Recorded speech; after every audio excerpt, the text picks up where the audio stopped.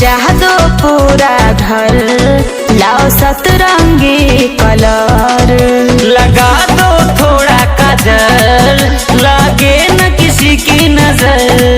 और सबको बुलाओ, और सबको बुलाओ, आज आए शुभ दिन। आज है यमन का जन्मदिन, बड़ा वाला केक लाओ और नमकीन। आज है यमन का जन्मदिन।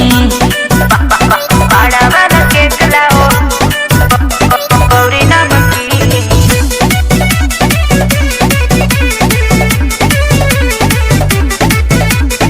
मामी के साथ नाचे मामा जी, करो न कोई माना जी। खुशी का दिन है ये भाई, मिले न मौका रोजाना जी। मिले न मौका रोजाना जी। मामी के साथ नाचे मामा जी, करो न कोई माना जी।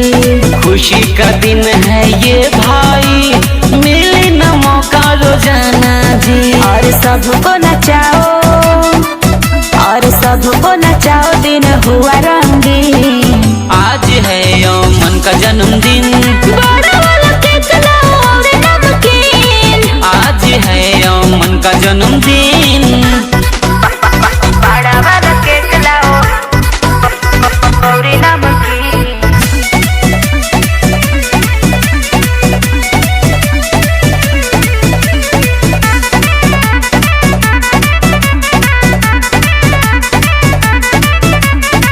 देता सभे दुआ हो, फूफा के साथ में बुआ हो। मम्मी पापा जी खुश बाड़े, बनत माल पुआ हो। बनत माल पुआ हो। देता सभे दुआ हो, फूफा के साथ में बुआ हो। मम्मी पापा जी खुश बाड़े, बनत माल पुआ हो। और प्रेम को बुला